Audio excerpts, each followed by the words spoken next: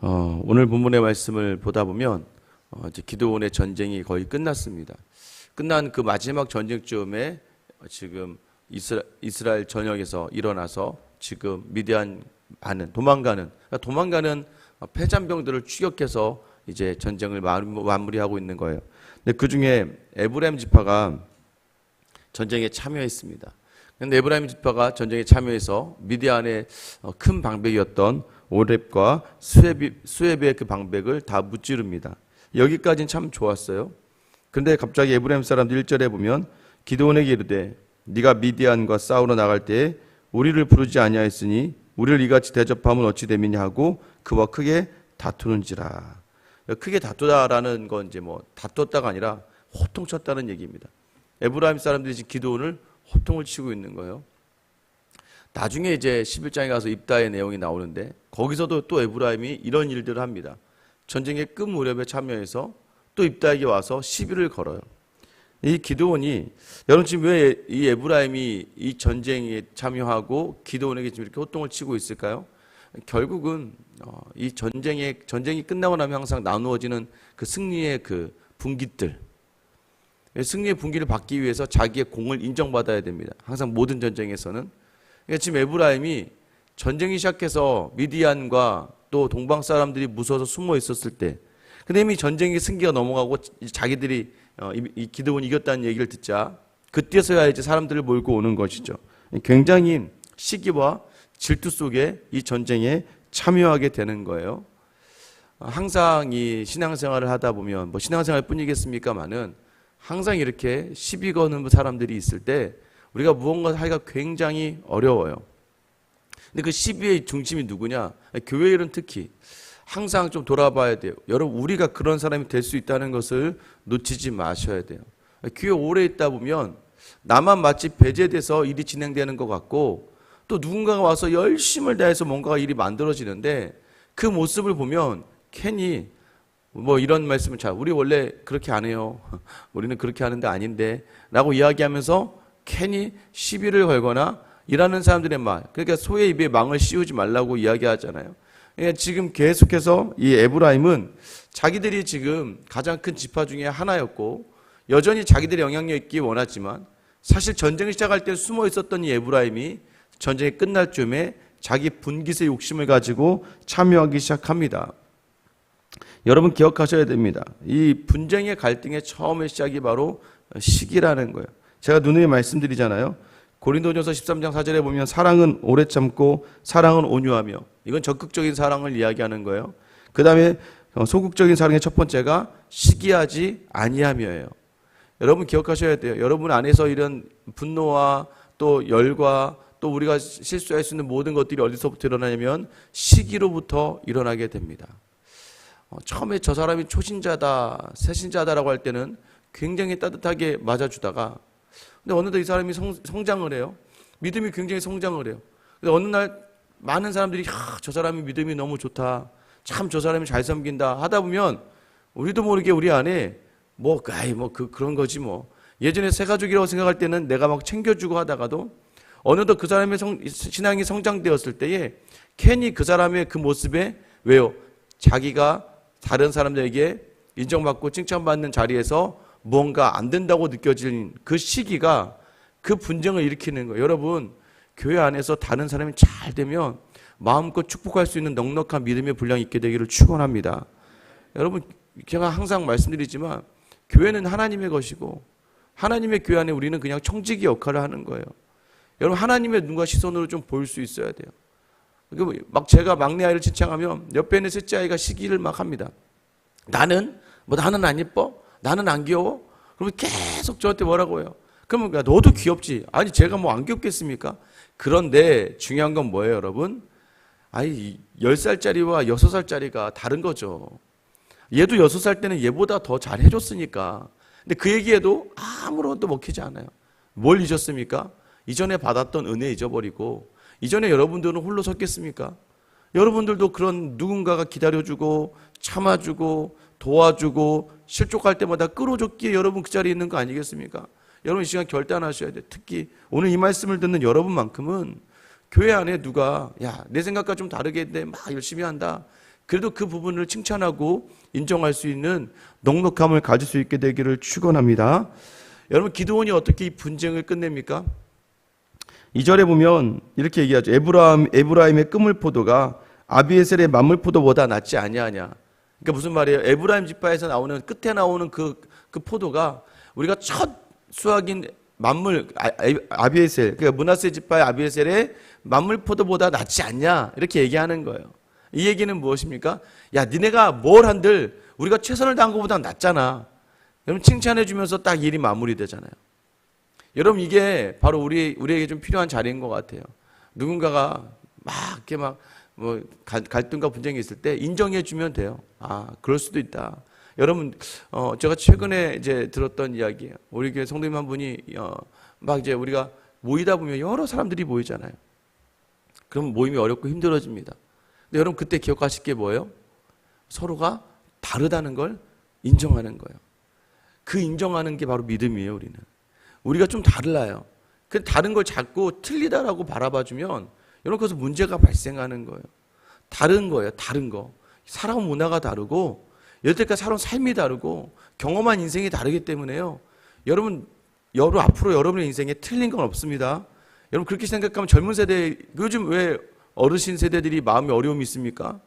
젊은 세대들이 자꾸 어른들 향해 틀렸다고 하니까, 그렇게 불의하게 살았고 그렇게 비굴하게 살았고 그렇게 살았으니까 이 모양, 나라가 이 모양 이 꼴이 되죠 라고 얘기하는 그 정말 어떻게 보면 아직 세상을 모르는, 여러분, 그러다 보니까 갈등이 일어나는 거예요. 그런데 여러분, 어떻게 해야 그 갈등을 막을 수 있습니까? 인정해 줘야 돼요. 인정해 주는 거예요. 다름을 인정해. 세상이 달라졌어요. 근데 어른 세대에 대해서 예전의 삶을 인정해 줘야 돼요. 제가 우리 리더 모임을 할 때도 젊은 분들에게 부탁을 드렸습니다. 원래 성경대로 해야 되는 게 맞지만 또 때로는 오래된 신앙의 습관과 패턴이 있어서 그것으로 해서 교육을 받고 그것으로 인해서 자라온 세대들은 또 그렇게 할 수밖에 없는 거. 제가 여러분 10대, 20대, 30대, 40대, 50대, 60대, 70대를 대하는 게 다 달라요. 또 하나, 같은 연령대라고 해도요, 사람의 때라 좀 다 달라요. 청년을 대할 때도 마찬가지입니다. 어떤 청년은 굉장히 제가 푸시하면서 대하는 청년이 있는 반면에 어떤 청년은 되게 제가 정말 예의 있게, 이 친구보다 나이가 어린데도 굉장히 예의 있게 대하는 경우도 있어요. 왜 그럴까요? 여러분, 사람은 다 달라요. 그 다름을 인정해 줘야 돼요. 다르구나. 우리가 다르구나. 그럼 어떻게 해야 돼요? 맞춰가야죠. 그럴 때 가장 중요한 자리가 뭐예요? 그럴 수 있다는 거예요. 예수 외에는 우리가 이 자리에 있는 이유가 없거든요. 근데 우리는 자꾸 예수 외의 것으로 사람을 판단하려고 하는 경향이 있어요. 그때 뭐예요? 오늘 기도원이에요. 아이고, 그렇지. 니네가 우리의 천물 아니니. 그래, 내가 네 마음 안다. 이렇게 딱 끝나면 갈등이 해결되는 것이죠. 여러분이 어느 자리에 있든지 간에, 여러분, 가족은 싸울 수 있어요. 가족이니까 싸우는 거예요. 가족이 아니면 안 싸우는 거예요. 남하고 왜 싸웁니까? 괜히. 여러분, 싸웠다, 갈등이 있다, 좋은 거예요. 서로 불편하다, 나쁜 거 아니에요. 그 다음에 뭐예요? 잘 마무리돼야죠. 가족이기 때문에 다르구나. 그래, 너 인정해주면 돼요. 그래, 네 말도 맞다. 네 마음도 내가 이해한다. 여러분, 교회 안에서 혹여나 불편한 관계들이 있을 때마다 여러분이 먼저, 야, 네가 참 대단하다. 난 네가 참 이쁘다. 너 좀 그렇게 하니? 나는 그렇게 못하는데 하면서 인정해 준다면 그 갈등의 모든 자리가 끝나게 될 줄 믿으시며 여러분이 그 자리에 도구로 사용되기를 축원합니다. 여러분, 여기까지는 기도원이 너무 잘한 것 같았는데 이제 이 다음과 비교해 보니까 또 이 기도원에게 문제가 생겨요. 기도원이 쭉 추격을 합니다. 남은 이제 300명을 데리고, 대단하죠. 한 명도 안 죽었어요. 300명을 데리고 도망가는 15,000명. 13만 5천 명 중에 12만 명이 오늘 본문에 죽었다 그래요. 15,000명이 도망가는데 그게 바로 세바와 살문나의 그 군대였어요. 그들을 추격해 갑니다. 추격하다 보니까 너무 힘들어요. 숫곳이라는 성에 들러서, 야, 우리 너무 힘드니까 좀 먹을 것 좀 줘 라고 했더니 숫곳 사람들이 뭐라 그래요? 야, 너희가 세바와 살문나를 잡지도 않았잖아. 여러분, 갑자기 기도원이 기분이 확 상하죠. 또 이어서 어디 분우엘이라는 곳에도 가서 똑같은 이야기를 들어요. 지금 숫곳과 분우엘은 이스라엘 땅이에요. 같은 백성이란 말이에요. 야, 우리 지금 추격하고 있는 중에 있어. 빨리 전쟁 끝내려고 하니까 먹을 것을 줘. 근데 사실 숫곳과 분우엘도요, 지금 여태까지 미디안에 점령을 당했던 지역이었잖아요. 미디안의 점령을 당했으니 아직 세바와 살문나를 잡은 게 아니니까 만약에 기드온을 도와줬다가 뭐가 자칫 잘못되면 숫꽃과 분엘도 이 미디안 사람들에 의해서 오히려 해코지를 당할 수가 있는 것이겠죠. 여러분 예전에 뭐 친일파 독립투사들이 있으면 만약 독립투사들을 도와줄 수 없는 게 잘못해서 걸리면 자기뿐만 아니라 자기의 가족이 멸문지를 당하니까 함부로 도와줄 수 없는 입장이 있다는 것이죠. 여러분 그런데 기드온이요 거기에 대해서는 굉장히 분노합니다. 분노하잖아요. 너 그래? 안 도와줬어? 너 나중에 내가 올 때 너희를 어떻게 할지 한번 봐봐. 내가 너희를 어떻게 해요? 오늘 몇 절 말씀이죠? 내가 16절에 보면 들가시와 찔레로 내가 너희를 죽여버릴 거야. 여러분 이렇게 선포하고 정말 그냥 기드온이 이를 악물고 나아갑니다. 일단 처음엔 제가 볼 때는 숫꽃과 분우엘도 아쉽죠. 왜냐하면 이스라엘 땅의 지파들이 지금 동족의 전쟁 속에 결단을 하고 참여했으면 좋겠지만 여러분 그걸 기억하셔야 돼요.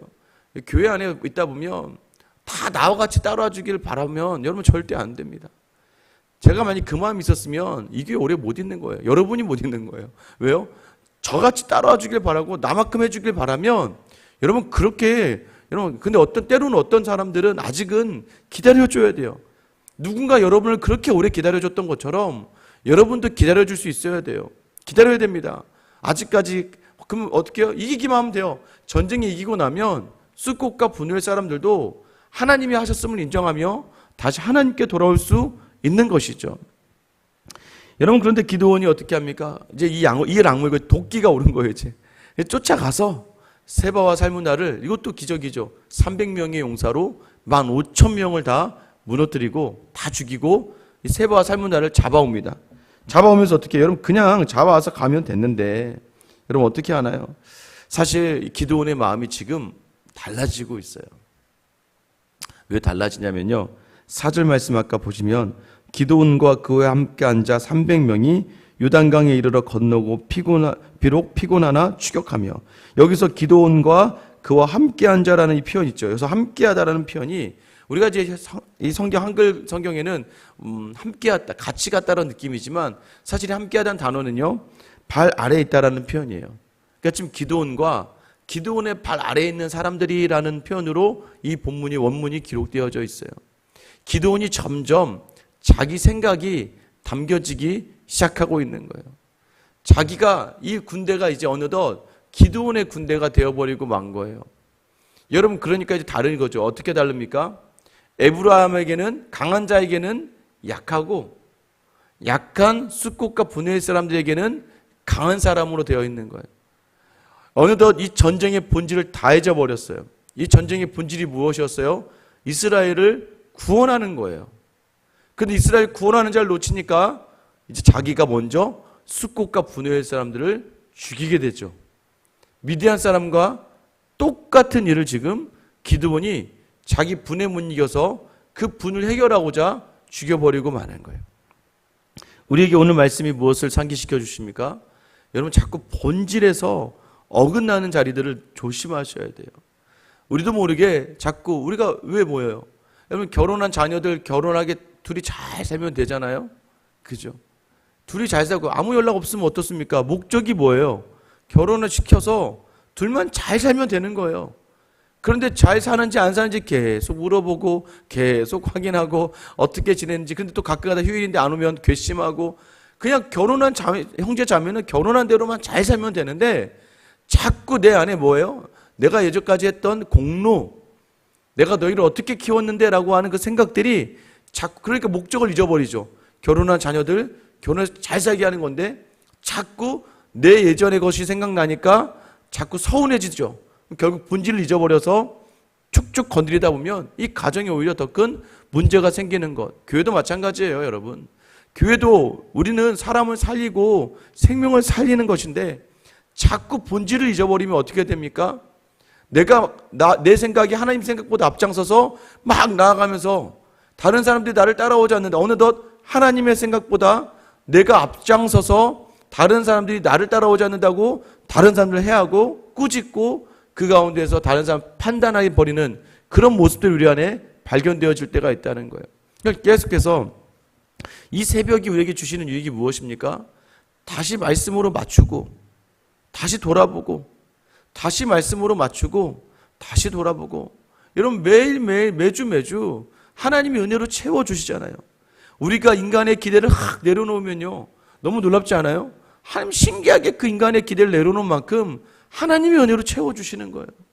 여러분 그런데 어떻게 됩니까? 인간의 기대를 가지고 있으면요, 여러분 어떻게 돼요? 하나님이요, 인간의 기대만큼 우리 안에 역사하지 못하니까 다시 그 남은 건 뭐예요? 우리가 남았던 인간의 기대가 인간의 실망으로 채워지는 거예요. 여러분 믿음과 함께 예수와 함께만 잘 지낼 수 있는 저와 여러분 되기를 축원합니다. 자꾸 사람의 것들로, 사람의 시선으로 사람에게 맞추려고, 내가 지금 인정받지 않는 것 같고, 내가 지금, 여러분 오늘 우리가 찬양한 게 뭐였어요? 빛도 없이 이름도 없이 감사하며 섬기리다. 제가 여러분에게 말씀드려요. 이름도 없이 빛도 없이 섬길 수 있는 그 믿음, 이름도 없이 빛도 없이 감사하며 나아갈 수 있는 그 믿음, 이게 무엇을 이야기하는 거예요? 저는 하나님이면 됩니다. 나는 하나님이면 되는 거예요. 오늘 부디 오늘도 휴일이잖아요. 휴일날 또 여러분 또 우리는 우리 몸의 육체를 먼저 생각해요. 우리가 먼저 좀 편해 보려고 하고, 우리가 먼저 좀 유익을 누리려고 하고, 몰라. 그죠? 여러분 그런데 오늘 오히려 더 우리 가정을 놓고 여러분도 섬길 수 있게 되기를 원합니다. 내가 먼저 더, 여러분 뭔가 기대하지 않으시고, 여러분 맞잖아요. 내가 먼저 더 누리려고 하지 마시고, 오늘도 우리에게 허락하신 자리가 뭐예요? 목적 있는 삶. 우리의 목적은 하나님이 기뻐하시는 삶이에요. 아마 오늘 또 집에 계시다 보면 여러분 몸이 이렇게 편안해지면요, 영은요 쭉 늘어지게 되어 있습니다. 영적인 생각보다는요 육적인 생각을 많이 할 수가 있어요. 오늘 아침 다짐하세요. 다시 내가 향하는 그곳은, 우리의 가족은 나를 통하여 생명이 일어나는 자리예요. 남편과 아내에게 오늘 휴일인 만큼 상대방이 더 휴일을 누릴 수 있게끔 배려해 주시고, 오늘 또 특별히 그동안 수고한 아내를 위해서도 맛있는 것을 같이 사드시거나, 자녀들과 함께도 저도 이제 오늘 그런 결단을 하는 거예요.